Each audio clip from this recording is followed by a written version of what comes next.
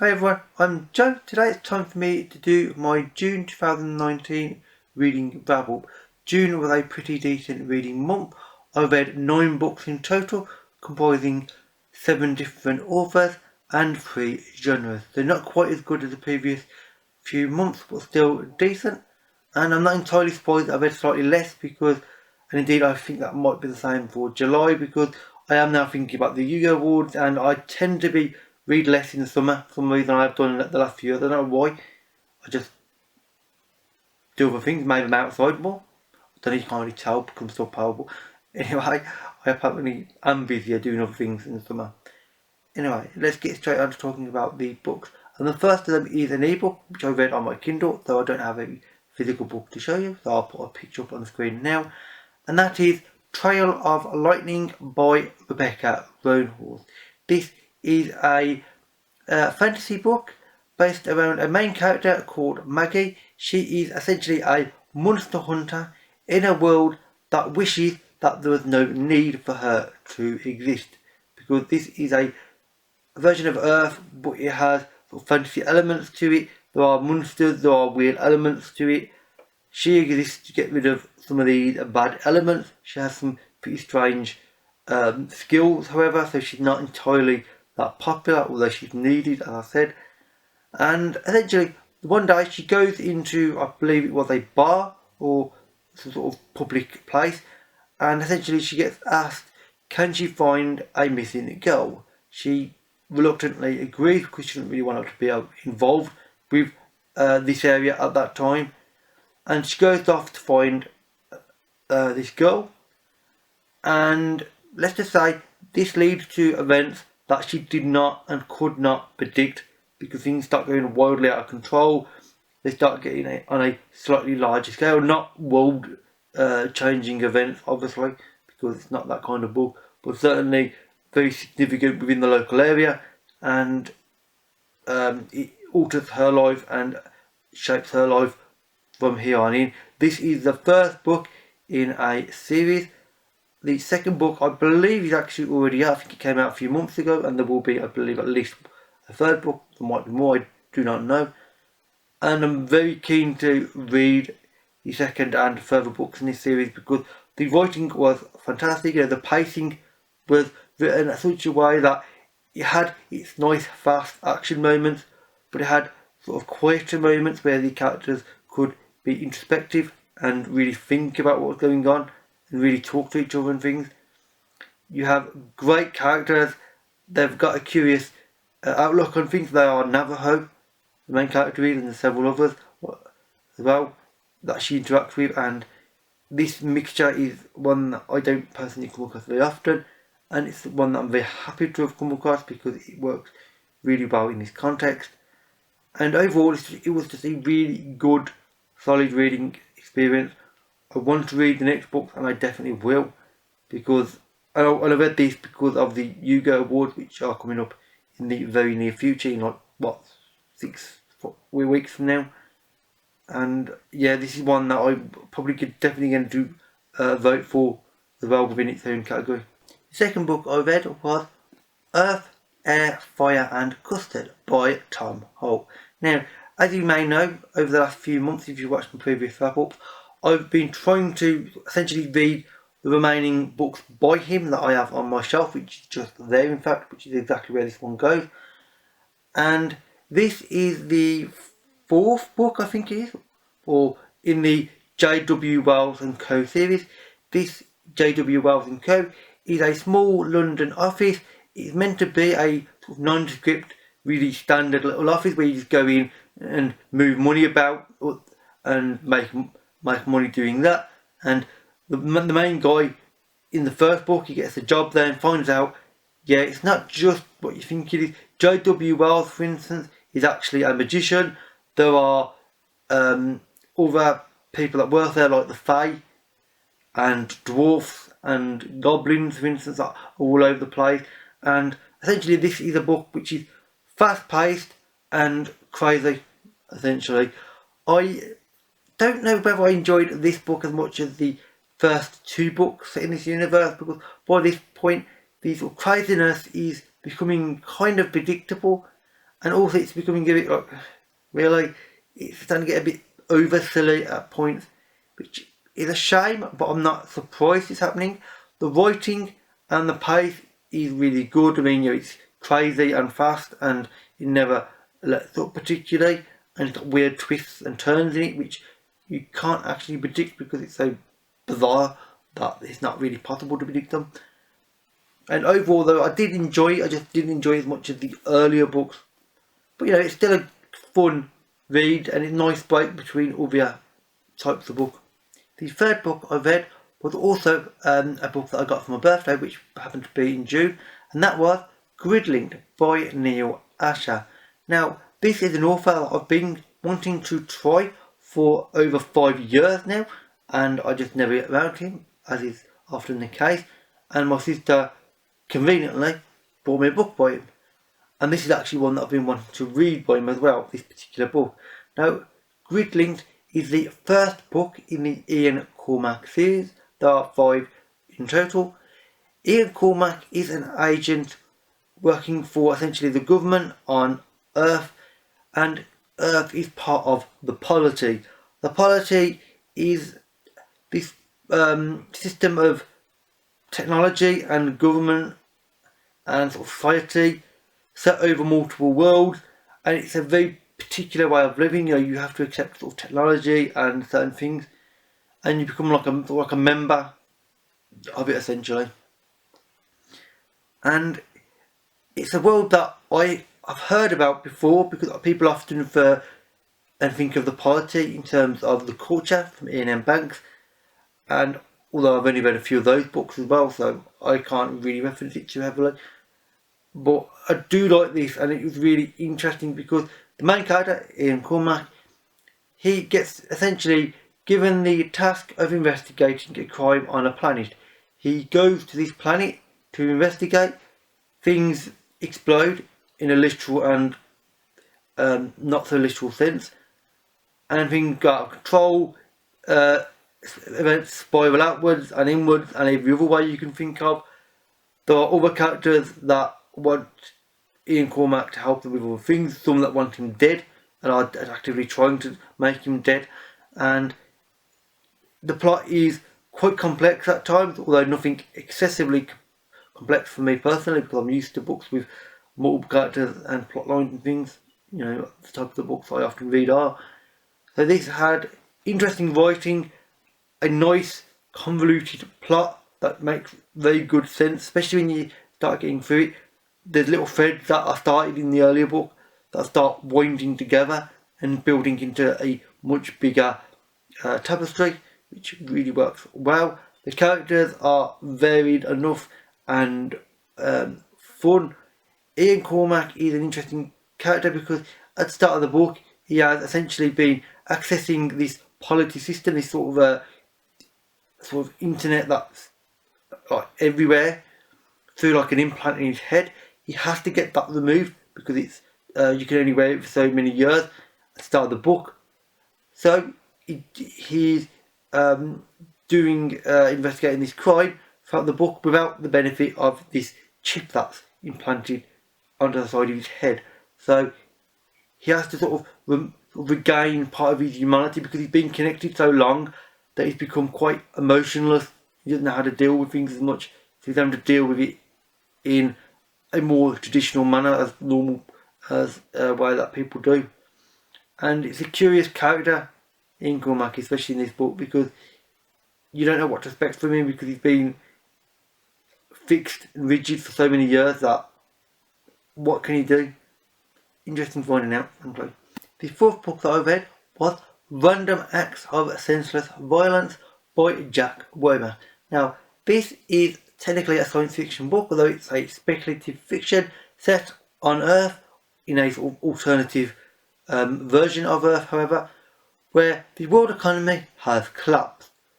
So it's not entirely that out of the realm possibility, because some people think that we are going to do that now, as you do. Now, in this book, it is set in New York, a city which obviously a lot of people will hear about, and you see films and things based in New York all the time.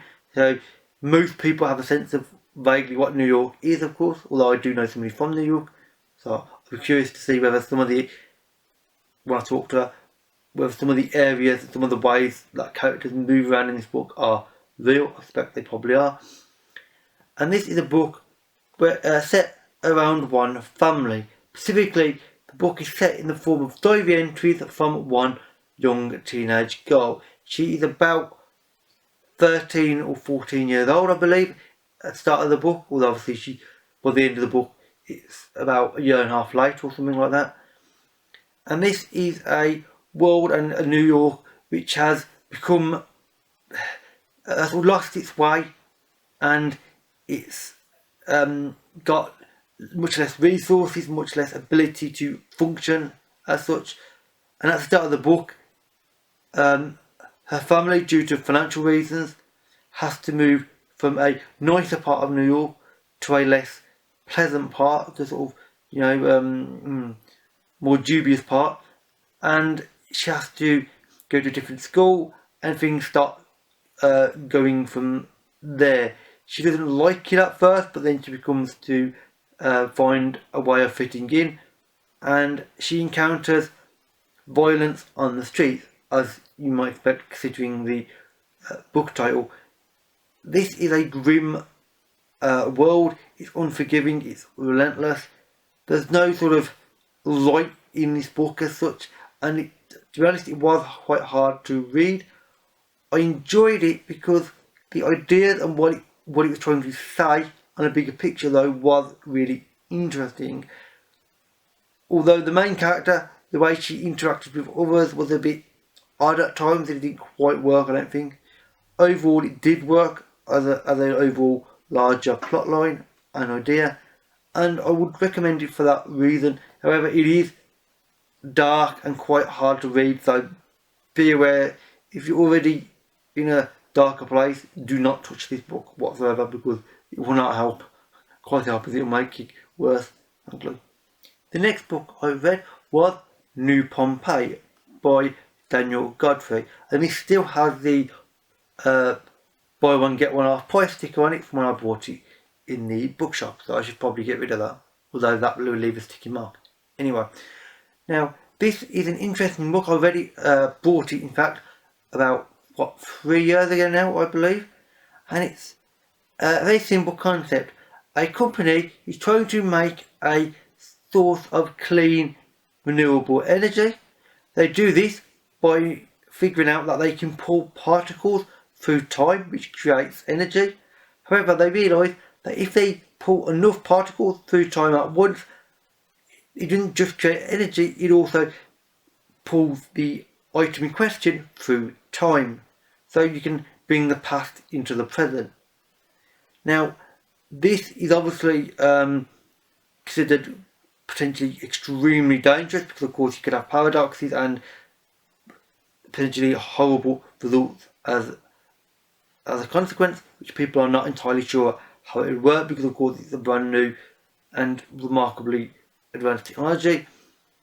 But this company goes ahead and starts producing power in this way. However, what people aren't informed of outside of the company is that actually they have actually pulled a load of Romans from Pompeii, as you might have expected, from before the eruption, which claimed the lives of everybody in Pompeii, into a small village which they have set up to resemble Pompeii, and they have brought them there to look at them and also to exploit them in ways I'm not going to go into now.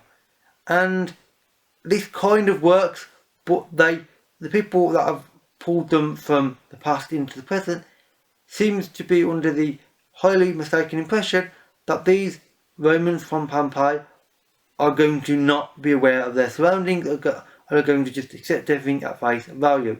They seem to forget that actually they're not idiots, the Romans were. They were actually highly intelligent, same as we were. Yes, they might not have technology, but they were still they were still shrewd and clever and intelligent, and things don't go the way they expect. And the main character is sent in to try to discover why things are happening the way they are, let's say. I'm not going to say more than that, but it was a really interesting idea. There is another book set in this world which I actually would be quite keen to read, because I'm quite curious where it can go after the events at the end of the book, because they do go in an unexpected way, let's say. The writing and the pacing is really good. The characters are curious because, of course, some of them you get to know are Romans, so they've got a totally different and alien perspective on things, and nobody knows quite what to make with them. The plot line is curious and fun because it's a different idea, putting Roman into the present, and they're actually wearing Roman clothing still, but they're getting ideas from the fact that they see things that we don't want them to see, so they're obviously changing the way they think somewhat, so they're becoming less traditional Roman. It's in a curious one, and the idea that you change what you view just by viewing it. That's an old idea, and it's true here, and it's a curious book, and one that I really did enjoy. The next book that I read was Crowfall by Ed McDonald. I was setting this in May, only a few weeks before my birthday, from the publisher for free for a review, which obviously is going to be unaffected by anything other than my own personal opinion, of course. And this is the third book in the trilogy. I have reviewed the first and second books separately already. I will link the videos for them in the description box below, of course. I am not sure if I'm doing a separate review for this book. I really enjoyed it. It is dark and brutal and unforgiving, as was the first two books. The plot line is something I don't really want to talk about too much, because if I say too much about this one, I might give away plot points, and I'm still thinking about certain plot points, so I'm actually paranoid that I'll accidentally say something that will give away something quite significant. But let's say it, the main character is a Black Hawk. He works for a kind of a deity, I suppose you could say, this sort of spirit, and there is some pretty significant events happening in this world. There is essentially the darker elements are trying to invade the lighter elements. Let's say that's not a very good description, and he's sort of stuck in the middle of things. He starts off in book one in a much better place. By this book, he has been subjected to a lot of unpleasant situations and locations, and he's not in a good place on a personal level, really. I mean, he thinks he is, but he's not really. He's kind of messed up, and he has to get through his own personal problems and try to save the day, essentially. And it's a really good trilogy, and indeed really good book, that I am not giving a very good description about, actually. I'm failing to describe this book very well. It is well written, well paced. The character, and the main character again, is really good and solid. He's got a curious viewpoint in this book because of the events the previous two books have left him in an odd place, and he's trying to get out of that, which is interesting. And the plot is really, really good and solid, and I'm not sure if I'll do a separate review of it, like I said, but if you've read the first two books, then you'll definitely read this. I would maybe have a try at reading the first book if a sort of darker book with interesting, curious characters and a curious few ideas that make this world a bit more different from normal sound interesting too, because I really enjoyed it. The next book I read was Some of My Best Friends Are Human by Liz J. Anderson. I was sent this by the author herself, and I know the author as such because she happens to be the aunt of Kelsey, who is a booktuber who goes by the Fancy Cat Lady Reed, who is somebody that I really really like. Kelsey asked me would I like this book because she thinks it might be something that I might like. It's not entirely my thing, but she thought it might be work out well for me. So I said, yep, sure. It could could be a bit different and interesting, and I'm glad I did, because actually I really liked this book. I've actually done a written review on Goodreads for this, which I will link in the description box below. But this is a really interesting book because it's science fiction, and some people would call this young adult. I'm not really sure what I class it as young adult, because as you know, young adult doesn't really work for me as a rule. And this did work for me, and I don't really class it as young adult. This is more coming of age, really. It's, yes, the characters are young adult range as such, but they're not doing the typical young adult ideas as young adult books seem to go nowadays, because all the main characters are essentially orphans in this larger galaxy with multiple planets and things.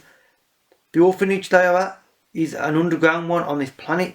They're also being taught various skills, so eventually when they get to a certain age, come of age at around 18 or so, although it depends on their species because they're not all human, they can then go off and hopefully find their own way in the galaxy. And then that will fill space at the orphanage, and it's taken more over time. Now this is about one group of orphans in particular, though, that they essentially end up wanting to go on an ecological field trip, because the main character is very much about her pets and ecology. Indeed, the book has a emphasis on animals and ecology as well, and events happen because of this desire to go on this field trip. That they are suggested that they can go on it, but there's problems with them going on it because they don't all work out well together at times. Some of them are friends, some of them only kind of, and it's a curious mixture which works really well. I know the author has written several short stories set within this same world for several other publications like Asimov's, I believe, so I'd be curious to see if I can get my hands on them at some point. But I really did enjoy this book. It had good characters, good pacing, and it's just genuinely a nice reading experience. It's optimistic and cheerful, and it was sort of looking on the bright side of life. There's no darkness in this book. It was optimistic and forward thinking, which was really nice, and it fits my personality as well. Frankly, I couldn't help thinking it also fits the personality of Kelsey as well, because I think of Kelsey as being optimistic and bright and cheerful, so the book being that way is kind of appropriate. Yeah, so overall I would recommend this, and yes, it was a really good read. The next book that I read, and indeed the penultimate book of this video, is The Fifth Head of Cerberus by Gene Wolfe.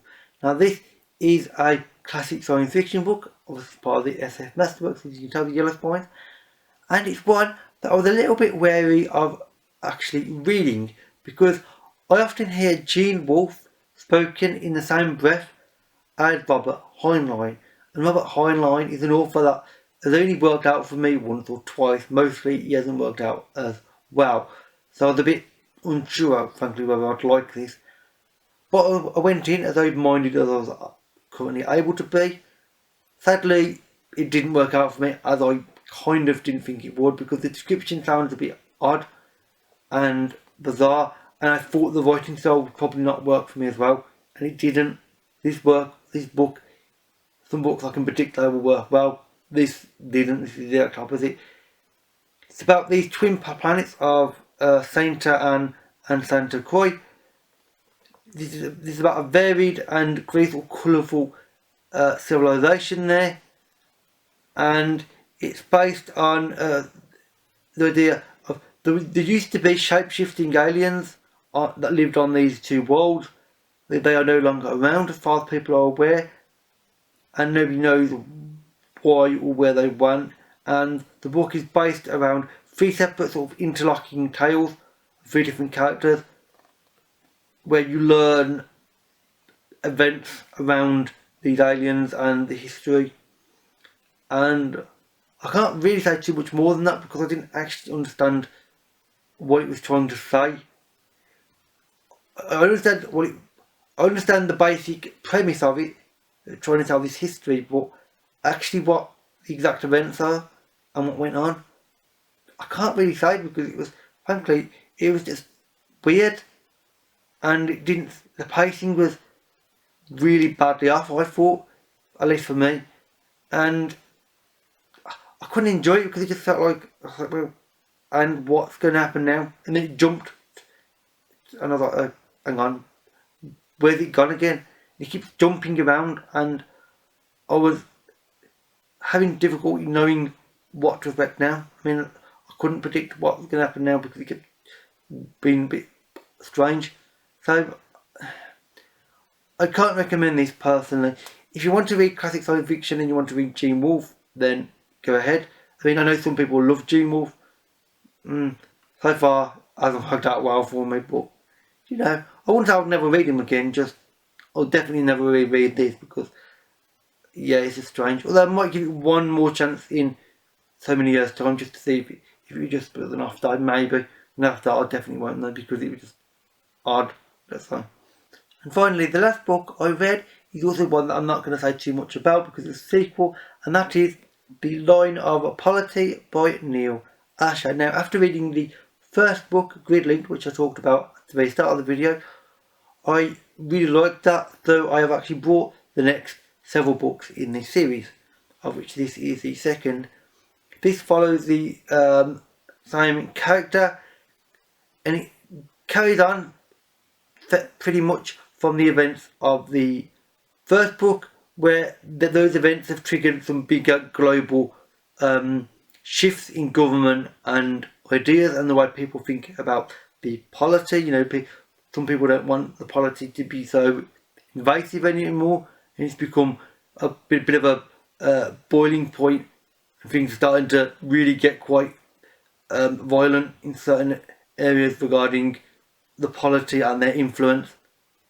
And Agent Cormac, again, Ian Cormac, is stuck in the middle again, and this is one I didn't quite enjoy this as much as the first book, frankly, because I felt at times it dragged a bit. The pacing was not quite as good as that first book.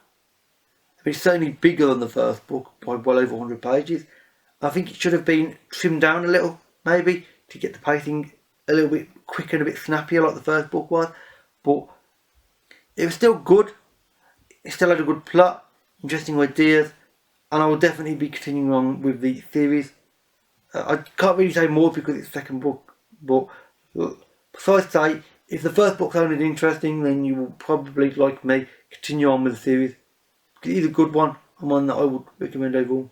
So with that said, that's it for all of the books that I read in June. This was a slightly smaller but still good and varied selection of books. If you've read any of these or you would like to, then please leave a comment and we can have a talk. I will leave links to all the reviews on both Goodreads, YouTube, and indeed to Kelsey in the description box below. As always, all my social media links can be found there as well. And with that is it for this video. So thank you for watching, and I'll see you another day. Bye for now.